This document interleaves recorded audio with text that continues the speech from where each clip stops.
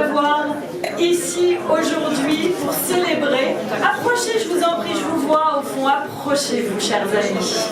Merci de la convivialité, comme c'était à ce festival formidable, The American French Film Festival. Nous sommes ici à la SACEM aujourd'hui pour vous célébrer, vous, chers lauréats, le plus grand festival des États-Unis consacré exclusivement aux films français de cinéma et de télévision, c'est très important de le rappeler.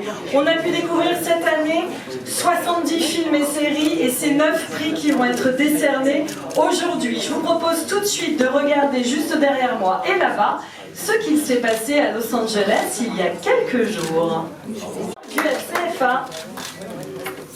Merci beaucoup Hélène, bonjour à vous tous. Alors, il y en a qui disent merci la SACEM, mais évidemment c'est merci le Fonds culturel franco-américain qui en fait est le papa de ce festival. Alors c'est très bien parce qu'en fait j'ai un micro devant les yeux et en même temps je vois ailleurs, donc c'est très simple. On va faire comme ça. Tu vois, finalement on n'avait pas très bien calé. Voilà, donc, hein, je sais pas, vous êtes qui. Voilà, allez, donc bonjour à toutes et à tous, je suis très heureuse de vous retrouver aujourd'hui pour célébrer ensemble les lauréats du TAF 2025 ici à la SACEM, maison fondatrice. Je parle pas souvent, écoutez-moi. Maison fondatrice du Fonds culturel franco-américain aux côtés de la Directors Guild of America, de la Writers Guild of America et de la Motion Picture Association, dont nous avons le plaisir d'accueillir ici les représentants. Je vous demande un tonnerre d'applaudissements. Dear friend from DGA, WGA, NPA.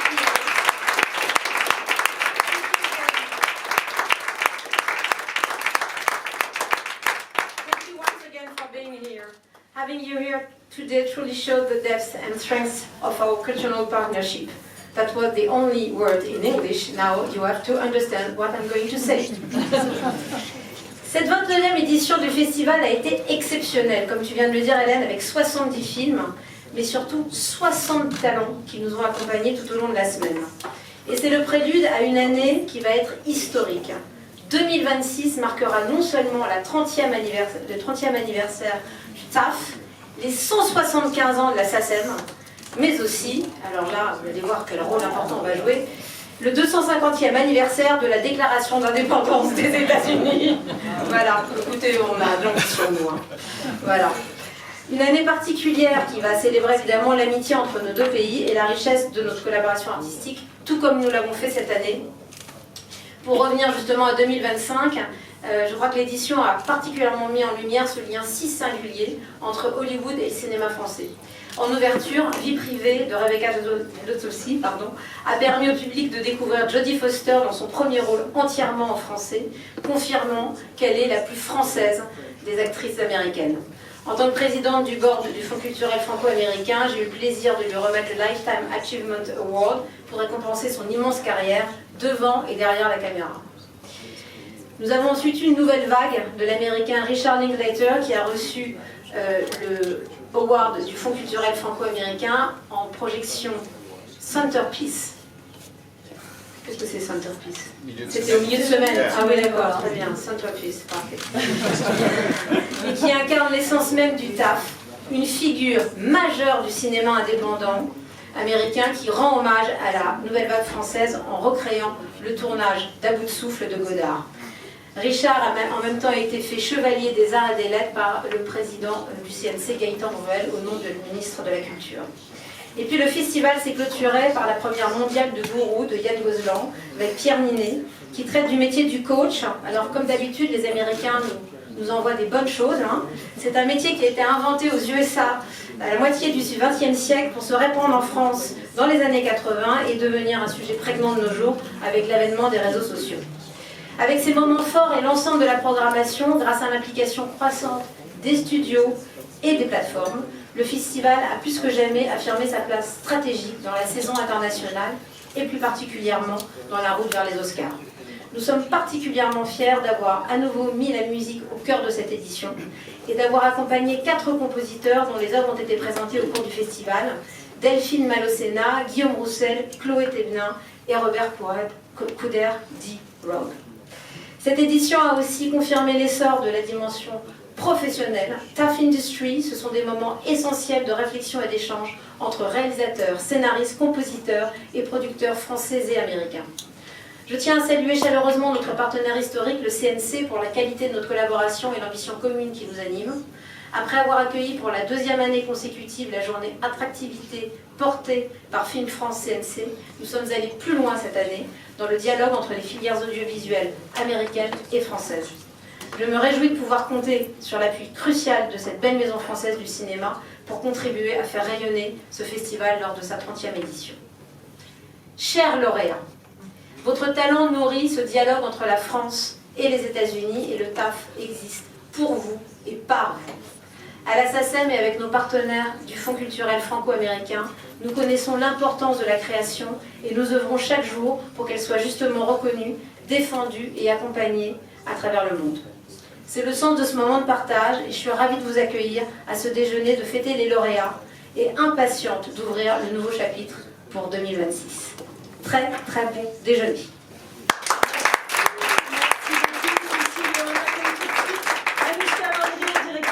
Adjointe du festival. Je prends le micro aujourd'hui. Bonjour à tous et à toutes. Hello everyone. Le festival cette année, comme l'a dit Cécile, a été un moment extraordinaire par son ampleur et son impact, tant pour ce qui est de sa programmation, de son audience, de ses rendez-vous professionnels, de ses retombées presse, que de ses partenariats, plus de 80 cette année, sans lesquels nous ne pourrions pas faire cet événement dans des conditions idoines. Nous tenons donc à remercier chaleureusement Airtight Inuit, le Champagne Louis Roederer ainsi que la Fondation Louis Roederer, Elma, TV5 Monde, Variety, ainsi que nos partenaires institutionnels, Film France et le CNC, comme déjà mentionné par Cécile, Unifrance et la Villa Albertine. Et je redonne la main à Hélène.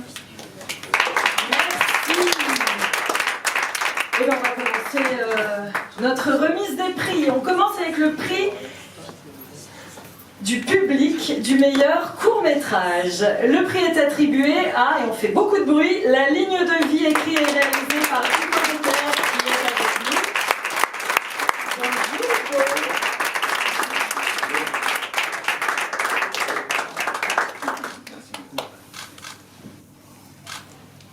nous. Merci beaucoup. Je vais dire un petit mot en anglais quand même. I'm going to try to say something in English. Though I'm very flattered and very honored to be here, especially next to so many talented people that I strongly admire, and in front of other people that I've been admiring since I'm a kid. So especially directors like Michael Mann, that is right in front of me, watching me right now. C'était vraiment, it was a very ambitious film, et qui a nécessité beaucoup de travail de la part de toutes les équipes, et voilà, ça prouve que tout est possible. Donc voilà, merci infiniment, merci beaucoup. Merci Hugo.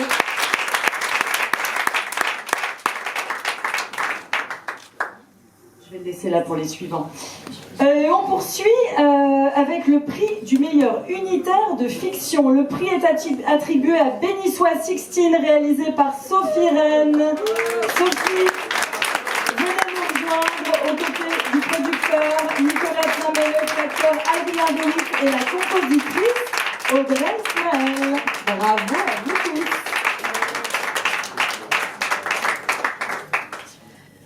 Merci mille fois, on est tellement fiers de recevoir ce prix.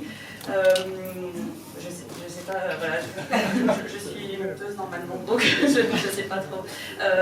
Nicolas, tu veux dire un petit mot? Merci Sophie, merci au festival, merci infiniment de reconnaître ce film qui essaye de parler de foi. C'est un thème que les Américains savent souvent mieux traiter que nous. On a essayé de le faire dans ce film, et voilà, merci de ce regard. On est infiniment touchés et honorés de cette distinction, et elle sert à quelque chose puisque Capucine Valmarie, comédienne principale du film, ne peut pas être là parce qu'elle a des rendez-vous avec des agents à Los Angeles, donc elle rentre plus tard, mais elle vous remercie de tout cœur. juste, nous, je voudrais rajouter quelque chose. On est hyper fiers que ce film soit passé sur France Télé. C'était le désir de Maëlys Adémar qui s'est inspiré pour le film et qui avait fait ce choix-là. Et on est hyper fiers que ça soit passé à la télé, quoi, sur France Télé. Voilà.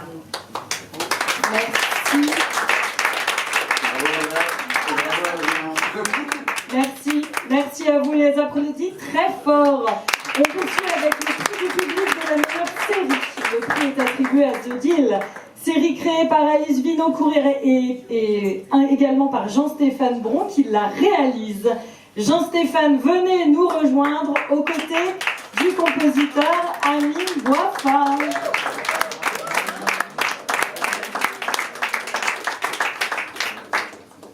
Bravo Amine.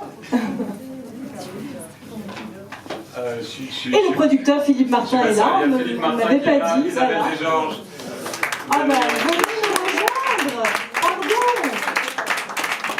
Cherry on the cake. Très rapidement d'abord, merci à tous les partenaires, dont Gaumont, Arte, la RTS en Suisse, Bidibule au Luxembourg et Verso en Belgique. Sans eux, on n'aurait pas réussi à faire cette série qui avait une certaine ambition, exigence.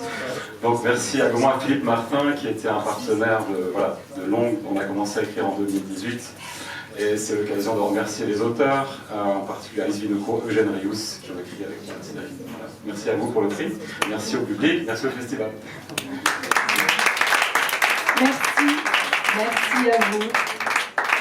On enchaîne avec le prix du jury de la meilleure série remis par un jury professionnel. Le prix est attribué à Les Sentinelles, série créée par Guillaume Lemans et Chabi Molia, réalisée par Thierry Poirot et Édouard Callier. J'invite Guillaume qui est là à nous rejoindre, ainsi que la productrice Delphine Clos et la responsable du projet Fiction Création Originale, Louise Guignon. Bravo à vous. Pour un créateur de série, c'est très flatteur d'être primé aux États-Unis. Voilà, le berceau pour moi d'une tellement grande série, donc je suis très heureux, très fier. Et nous sommes très heureux, aussi bien chez Esprit Frappeur que chez Fédération Studio, avec qui on a porté cette série pendant presque 8 ans, accompagnée par la création originale de bout en bout, que cette série qui est à la fois 100% française, patrimoniale, ancrée chez nous, puisse voyager avec un ADN totalement international. Et on est extrêmement fiers de ça. Merci à vous. Et regardez-la, elle est disponible en intégralité maintenant, elle a été entièrement diffusée. Dernier épisode diffusé lundi. Donc sur Canal+, et elle marche très bien. Merci beaucoup. Merci beaucoup. Place au prix du public du film documentaire. Le prix est attribué à Soumission chimique pour que la honte change de camp, réalisé par Linda Bendali, écrit avec Andrea Rollins-Gaston. J'invite à nous rejoindre Linda Bendali, aux côtés d'Andrea Rollins-Gaston, le coproducteur Patrice Lorton, mais aussi Caroline Darian et Camille Serra. On les applaudit bien fort.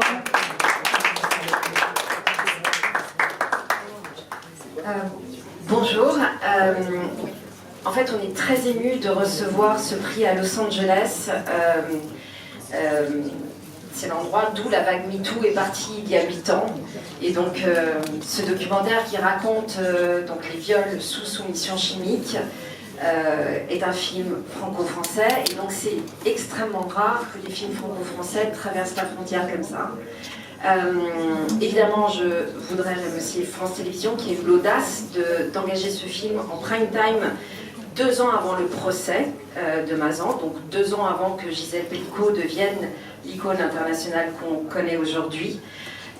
Et surtout, je voudrais remercier très chaleureusement Caroline Darian qui m'a fait confiance il y a 3 ans, donc vraiment 2 ans avant le procès.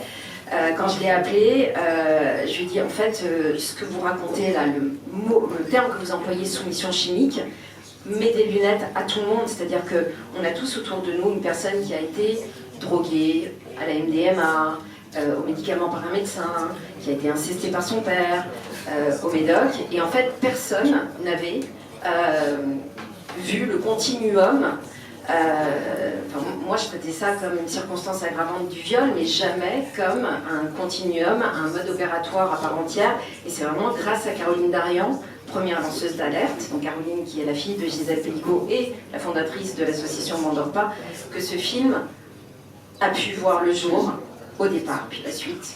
C'est ce film réalisé par Linda Bendali, mais alors je passe la parole à Linda et à Caro. Je suis très honorée, je suis très émue, merci beaucoup. Je dis le mot juste. Je compléterai juste que ce film n'aurait pas pu exister sans 7 témoins qui racontent leur traumatisme, leur viol, donc Caroline, mais aussi Léa. Je les cite tous parce que c'est important, ils m'ont donné énormément pendant 1 an et demi. Et donc je vais tous les citer, Léa, Céline, Zoé, faut pas que j'en oublie, Rezad, Katia et Lilouen. Voilà, donc c'est important pour moi de vraiment les mettre au cœur du film parce que sans eux, il n'y a pas de film. Quoi. Voilà. Et merci beaucoup, c'est vraiment, là je suis très très émue, c'est une assemblée aussi prestigieuse, c'est très impressionnant, j'en perds mes mots. Je laisse la parole à Caroline. Juste pour le mot de la fin, moi je suis très émue, mais surtout très honorée.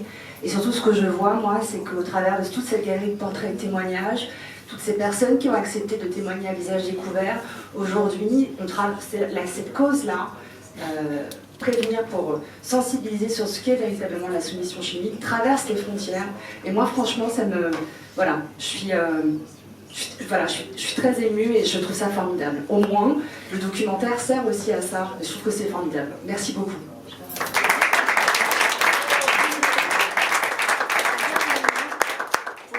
Quand même, le chef opérateur Benjamin Sellier, le monteur Luc Golphin et le compositeur de la musique Thomas Dapellou. Voilà, important quand même quand on est une équipe artistique forte. Quoi. Merci beaucoup à vous. Merci infiniment. 6e prix maintenant, celui du meilleur premier film. Le prix est attribué à L'Englouti de Louise Aymon. On l'applaudit bien fort. J'invite Louise à nous rejoindre, ainsi que les actrices et acteurs Galatea Bellucci et Mathieu Lucci, ainsi que la productrice Margot Juvenal. Vous êtes tous là, je vous vois. Bravo.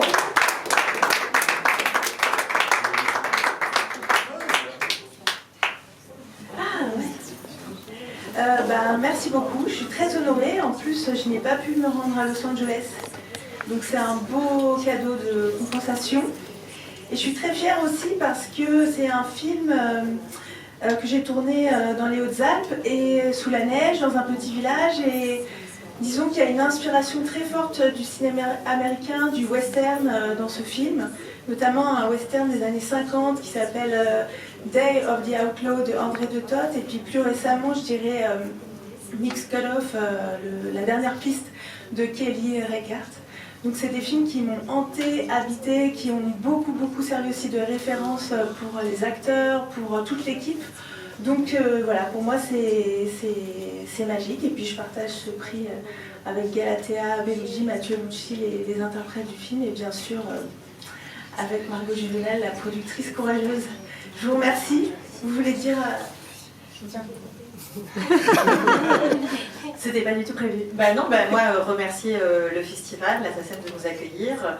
Et puis voilà, c'est quand même pas rien, un prix du meilleur premier film, puisque Louise a été courageuse de le faire voilà, avec cette équipe. Et je suis heureuse que vous soyez là aussi tous les deux pour le recevoir. Donc merci beaucoup. Merci beaucoup. On passe maintenant au prix de la jeunesse, le prix des étudiants américains cinéma. Le prix est attribué au film Nouvelle Vague de Richard Linklater. J'invite l'acteur Guillaume Marvet et la productrice Michelle Halberstadt à nous rejoindre. Bonjour. Bonjour à tous, merci de nous accueillir aujourd'hui et de nous remettre ce prix. Le prix de la jeunesse pour un film qui parle de la jeunesse qui fait du cinéma. Donc, je trouve ça assez extraordinaire. Et c'est mon premier film aussi, donc pour moi de me retrouver dans ce genre de situation c'est complètement improbable. Voilà, je ne sais pas trop quoi vous dire de plus, que je suis vraiment heureux d'être là. Moi je voudrais juste dire qu'on a fait un Q&A avec les étudiants, ces étudiants à Los Angeles, et que vraiment on parle du film depuis le mois de mai en gros. On a fait plein de festivals et plein de rencontres, et les questions les plus passionnantes qu'on ait eues, et Eric était totalement d'accord avec nous, c'était ces étudiants qui avaient des vraies questions, qui regardent les films sans a priori et qui posaient vraiment des questions incroyables, du genre qui est votre personnage préféré dans le film à part Godard et Belmondo et Zoé, c'est qui votre personnage préféré, ou c'est quoi les 10 films qu'il faut avoir vus avant de commencer à faire du cinéma. Enfin, des vraies questions, des questions où vous dites waouh, attendez, donnez-moi 2 minutes, là, c'est pas Letterboxd, ça faut vraiment réfléchir. Voilà. Et c'est vrai qu'avec Richard, quand on a fait ce film, on s'est toujours dit que c'était pas pour la nostalgie de Jean-Luc Godard, parce que c'est pas un film sur Godard et Belmondo, c'est un film sur Jean-Luc et Jean-Paul, c'est sur des jeunes qui font leur premier film, et je disais toujours on aurait dû l'appeler Jean-Luc fait son premier film, et donc que des étudiants s'en emparent et nous donnent le prix, c'est-à-dire qu'ils ont compris que tout ce qu'ils ont à faire maintenant, c'est prendre leur pote, prendre un téléphone, avoir des idées et y aller quoi. Faut faire. C'est pas compliqué de faire du cinéma. Voilà. Merci.